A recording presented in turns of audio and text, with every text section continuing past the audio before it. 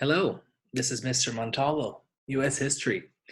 Today we're taking a look at Unit 4, Lesson 1, and our focus today is going to be propaganda. Our objective is to examine examples of war propaganda and its effects on support for United States involvement in World War I.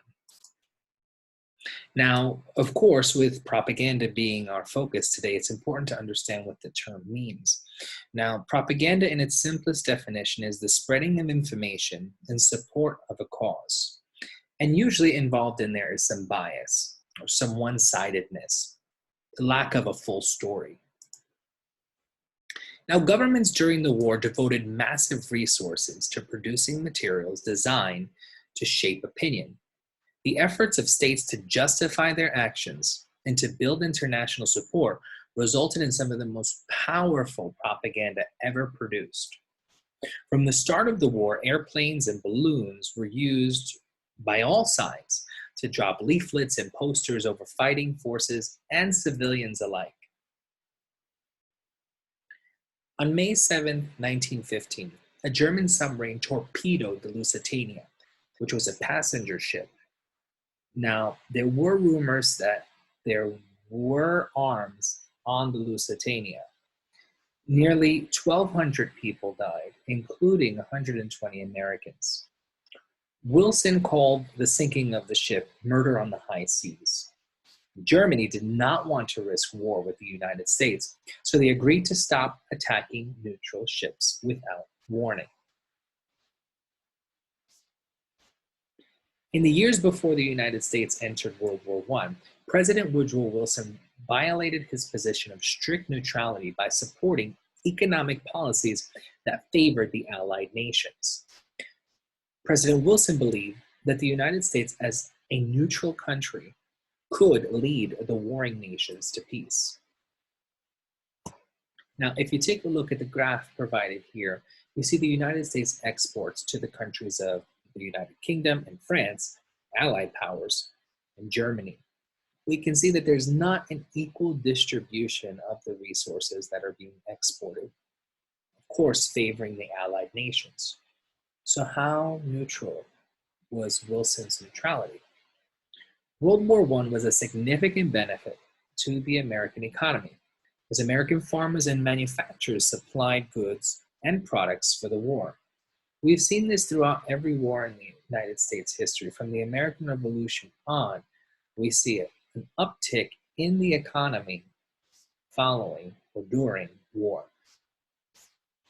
In January 1917, Wilson issued what proved to be his final plea for peace, but it was too late.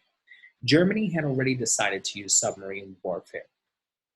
The renewal of unrestricted, no rules, submarine warfare by Germany most influenced Woodrow Wilson's decision to enter World War I. The most damaging of all propaganda centered around the Zimmermann telegram.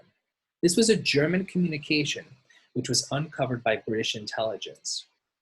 The telegram contained an offer to Mexico of territory, including the states of Texas and Arizona, in return for declaring war against the United States. Although Wilson had probably already decided to commit to the war before the contents of the telegram were known, their subsequent publication ensured the support. When the war in Europe began, Russians were united behind the Tsar, the leader of the Russian Empire. Now, heavy losses in the front and economic hardships caused riots in Russia, and many people to call for an overthrow of the Tsar.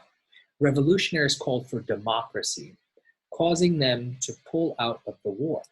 They couldn't handle a war within and a war without. On April 2nd, President Woodrow Wilson went before Congress to ask for a declaration of war against Germany, stating that the war must be safe for democracy.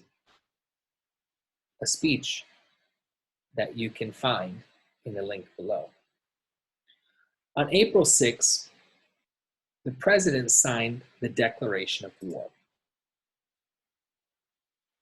On May 18th, Congress passed the Selective Service Act, requiring all men from the age of 21 to 30 to register for the military draft. Over 4 million men and women joined the armed forces. Now, taking a look back at what we already know, think about the events that occurred following the first institution of the draft in US history. When was that? The Conscription Act during the Civil War, leading to the draft riots and chaos throughout the United States, particularly in New York City, where the draft was extremely unfavorable. Now, financing the war was important. Americans on the home front united behind the war effort. Movie stars such as Charlie Chaplin and Mary Pickford helped sell Liberty bonds. In buying bonds, American citizens were lending money to the government to finance the war effort in hopes for it. Now, below you'll see a link to a close reading taking a look at some of the most infamous World War I propaganda. And the focus is going to be to understand how those pieces of propaganda led to the US involvement in the war.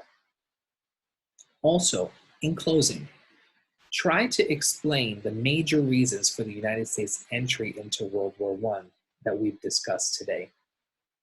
Well, that's it for me. Take care. Bye.